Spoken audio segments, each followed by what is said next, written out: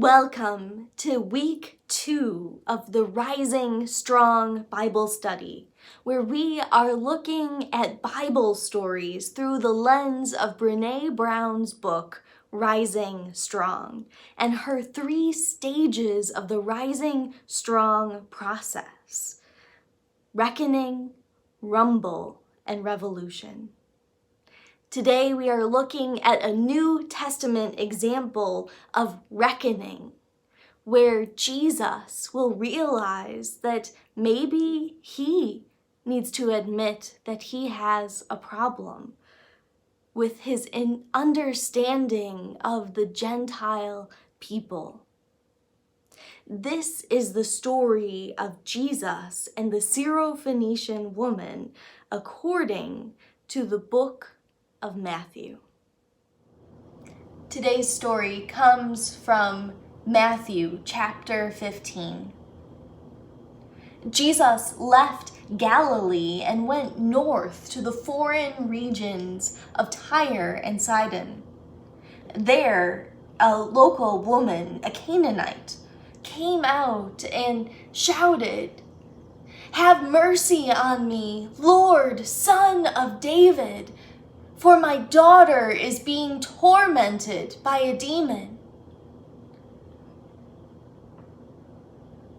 But Jesus didn't say anything at all.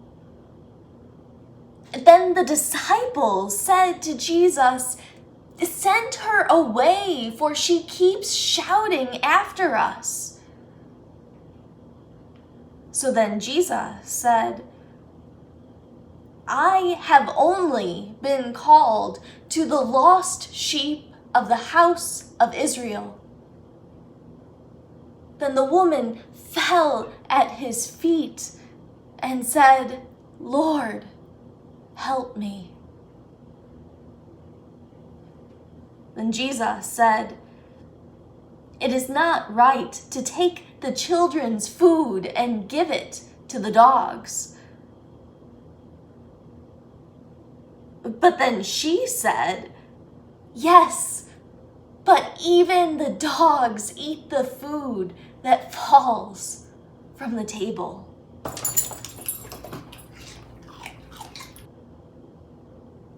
Then he said, "Woman, great is your faith.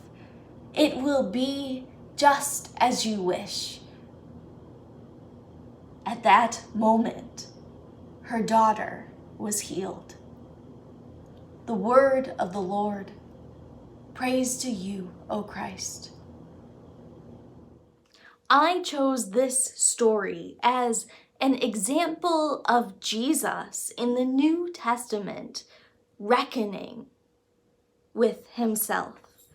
It is his way of doing this first stage of Brene Brown's process of rising strong. This is one of the few instances where somebody forces Jesus to really take a hard look at himself and his own beliefs about people of other faiths, of other regions, of people of other genders as well.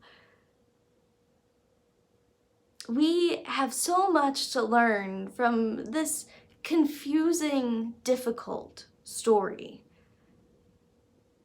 So as we consider this story, I have 6 questions for you, either to consider on your own or to discuss in our Zoom Bible study discussion Wednesday at 6 p.m.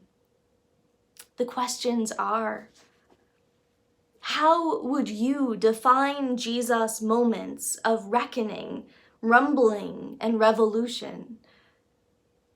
I haven't specifically outlined these this time. I want to know what you think. Second, why do you think Jesus responded to this woman in this way?